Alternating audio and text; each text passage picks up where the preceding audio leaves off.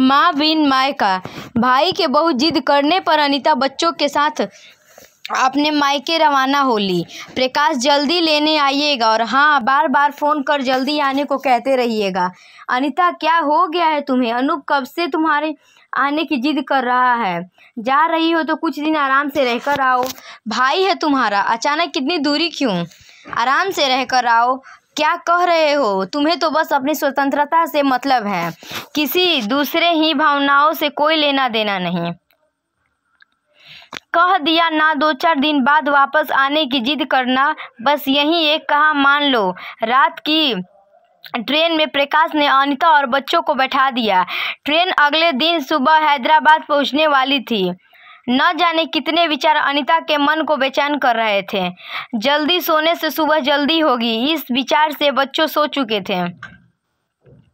Train के हर झटके से अनीता हर बार कुछ नया सोचने लगती थी। ट्रेन ट्रेन की आवाज़ आई। हाँ जी प्रकाश, सोई नहीं? नहीं, मेरी याद आ रही है। हाँ, अब बाकी तो जिंदगी में बचा ही क्या है। सुनो, ट्रेन समय पर चल रही है, सुबह जल्दी पहुंच जाओगे। ऐसा करता हूँ, अनूप को फ़ोन कर लाने के लिए कह देता हूँ। नहीं नहीं, उसकी कोई ज़रूरत नहीं, मैं कैब बुक करवा खुद पहुंच जाऊंगी। आप सो जाइए, सुबह घर पहुंचकर बात करते हैं। फ़ोन रखा तो मन में कई सवाल जवाब तहलके मचा रहे थे। मन में पूरे समय मायके की यादें थी, माँ की आवाज़ें थीं। मैंने अनूप को बोला था, ले या बिटिया को, अकेले बच्चे और सामान लाना मुश्किल होगा। दुष्ट हिला भी नहीं, पहली बार थोड़ी आ रही है, सारे गली मोहल्ले से परिचित है। वो यहाँ की डॉन थी, अपने आप आ जाएगी। बातें याद कर एक हंसी अनीता के चेहरे में दौड़ गई। अनूप की शादी के बाद सब कुछ कितना बदल गया था। जब माँ लाने को कहती थी तो कहता था, माँ आ जाएगी ना, सालों से आ रही है। फिर कौन सा बैठने से पहले मुझे फ़ोन कर लेने आने को बोली थी। अरे दुष्ट, क्या कह रहा है? बहन है तेरी, कितनी खुशी होगी अगर उसे तू लाने जाएगा तो। माँ, अब मेरी भी जिम्मेदारी है, ये लेने जाना छोड़ना ये सब मेरी बस की बात नहीं, और मेरे पास टाइम भी नहीं है। जब एक शहर से दूसरे शहर आ सकती है तो एक स्टेशन से अपने घर नहीं आ सकती? उसमें आने में क्या परेशानी है? मना कर कहा है। अनीता कितनी बार बोला पर लेने को कोई नहीं तैयार हुआ। कोई बात नहीं माँ, मत कहा करो, अब वो भी बच्चा नहीं रहे, उसकी भी शादी हो गई है। मेरे जीते जी तो मना मत कर। मेरे जाने के बाद जैसा रिश्ता निभाना है निभाते रहना। छोड़ो ना माँ, क्यों बात का वतंगड़ बनाना। मैं आ जाऊंगी अपने आप, मत कहा करो उसे। न जाने कितनी बातें उसके मानस पटल पर दौड़ने लगी। जबरन आंख बंद कर नींद से मुलाकात करने की कोशिश अनंतः सफल हुई। सुबह अचानक घबरा कर उठी तो देखा कि सही समय पर नींद खुली है। गाड़ी स्टेशन पर दौड़ रही थी। बाहर झांक कर देखा तो हैदराबाद लिखा था। बच्चों को उठाकर, बेटा चलो, हमें उतरना है, जल्दी करो, नीचे उतरकर कैब बुक करवा लेंगे। अलसाई आंखों से बच्चे अपना अपना सामान लेकर खड़े हो गए। मन में सोचने लगी, अभी तक माँ 10 फ़ोन कर देती थी, पता नहीं घर का माहौल कैसा होगा, जाते ही किससे सामना होगा, वो अपना सामान कौन से रूम में रखेगी, और भी न जाने क्या क्या करेगी। जैसे ही बच्चों को उतारा अनूप ने कहा, पूरी कोशिश की है कि तुझे माँ की कमी महसूस न हो। माँ बिन के मायका होता है, भाई भाभी के साथ भी मायका होता है। क्या अपनत्व में कोई कमी तो नहीं? कैसी बातें कर रहा है? एक बार कहूँ, ये चिंता फिक्र काश तूने माँ के सामने की होती तो उसकी उम्र में 2-3 साल और बढ़ जाती। आज उनके जाने के बाद वही सब करना जो वो चाहती थी। सब कुछ होते हुए भी पहले लगता था जब मैं काम खुद कर रहा था तो माँ बार बार बोलकर क्यों टोक रही है। आज समझ में आता है कि वो उसकी चिंता थी और चिंता में छुपा प्यार। हम बड़े हो गए थे पर शायद उसके लिए ही बच्चे थे। ये सब उसके जाने के बाद समझ में आया, लेकिन तू है ना बिल्कुल माँ जैसी। अनीता को अनूप की बातों में सच का आईना दिख रहा था।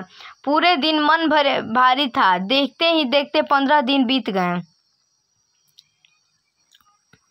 मायके की हर चीज में माँ की मौजूदगी आज भी थी। कल रवानगी थी, शायद इसलिए मन बुझा बुझा सा था। सब देर रात तक बातचीत करते रहे। अचानक भाभी को याद आया, अरे दी, माँ के कमरे में उनका एक बक्सा रखा है। वो शायद उनका सबसे अजीज बक्सा था। ये उसकी चाबी है, मैं चाहती हूँ कि आप उसे खोलें। ऐसा क्यों? माँ की हर चीज़ पर तुम्हारा अधिकार है। जब हमने किसी चीज़ के लिए कभी कुछ नहीं कहा, तो आज ये संदूक और उसकी चाबी दी है। दी, माँ हमेशा कहती थी इसमें पूंजी है। मेरे बाद यह अनीता ही है जो इसकी कीमत समझ सकती है। बुरा मत मानिएगा, अच्छा हो इसे आप ही खोले। कांपते हाथों से अनीता ने बक्सा खोला। दुनिया भर की कतरनों से भरा बक्सा ऊपर से सब हटाती चली गई। पापा का कुर्ता पजामा रखा था, खादी का कुर्ता। देख ले आया, इस बार खादी का कुर्ता संभाल कर रख, अनूप के जन्मदिन में पहनूंगा। दुनिया आगे बढ़ रही है, लोग कोट पैंट पहनने हैं और आप हद करते हो जी। पूजा पाठ थोड़ी है। लेकिन अनूप के जन्मदिन का अरमान मन में दबाए पापा एक दुर्घटना का शिकार हो सब कुछ वहीं छोड़कर चले गए। शायद माँ के लिए पापा की पसंद का कुर्ता उस दिन से बेहद अजीज हो गया था। नीचे से देखा तो भाई के मुंडन के कपड़े, अन्नप्राशन के कपड़े रखे थे। हर एक चीज माँ की ममता से ओत-प्रोत थी। अचानक हाथ में वो गुड़िया आ गई जो अनीता कभी जिद करके लाई थी। अनीता अब जिद की तो चांटा लगने वाला है। माँ दिला दो ना वो गुड़िया। दिमाग खराब है तेरा? इतनी महंगी गुड़िया, कुछ और ले लो बेटा। थोड़े दिन बाद तू इसकी तरफ झांकेगी भी नहीं। लेकिन अनीता पर तो बड़ी सी गुड़िया का भूत सवार था। लाकर थोड़े दिन खेल उसे पटक दिया, पर माँ ने उसे हमेशा यह कहकर संभाला कि तेरी बेटी को दूंगी। कितनी ऐसी यादें उस संदूक में कैद थी जो शायद एक माँ के लिए बहुत खास थी।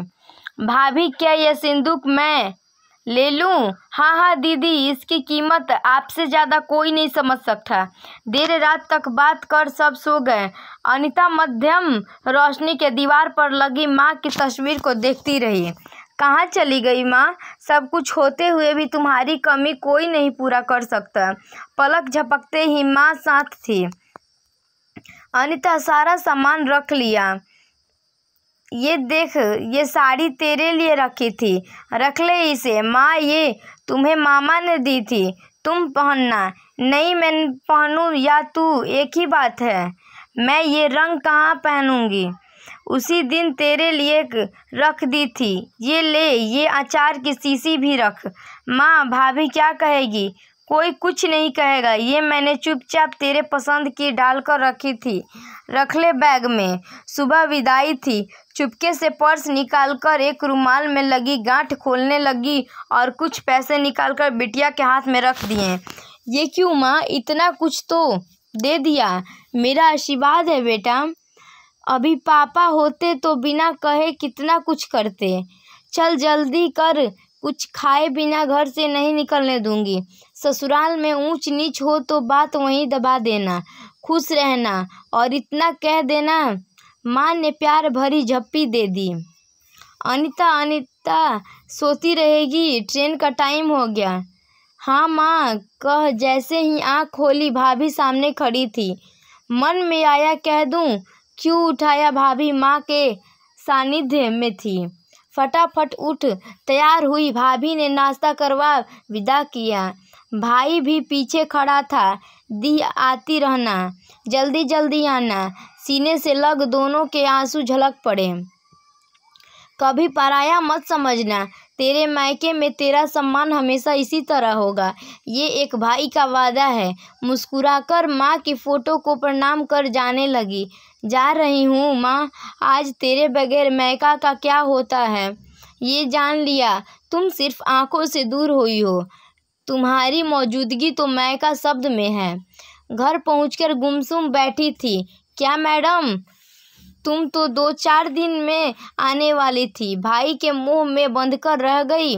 खूब आओ भगत कर दी भाई ने, सारे गिले शिकवे लगता है दूर हो गए हैं। तुम तो न जाने पहले घबरा रही थी। कैसा लगा माँ के बिन मैका? आंखों में आंसू लिए भरे गले से बोली, माँ बिन मैका नहीं होता। उसकी मनुहार डांट प्यार सब अपने आप में अनूठा होता है।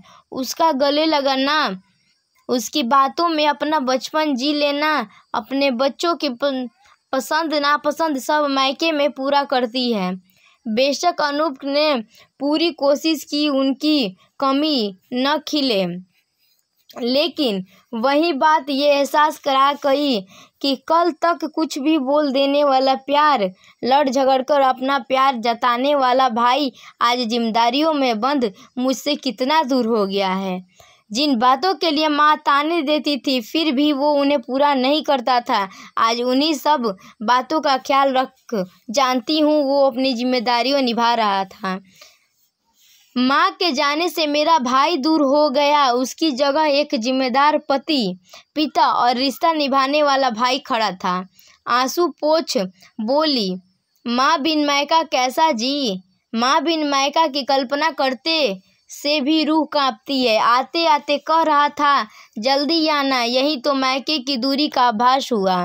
पहले मन में जाने की एक उत्सुकता थी। माँ हर घड़ी कहती थी, लाडो कब आ रही है? सच है प्रकाश मायके में चाहे कितना भी आप इंतजार हो, पर माँ बिन मायका मायका नहीं होता। तो अगर आपको मेरी ये कहानी अच्छी लगे तो मेरे चैनल को लाइक सब्सक्राइब ज़रूर करें और मेरी पूरी कहानी को सुनने के लिए धन्यवाद। साथ में बेल आइकन को दबाएं।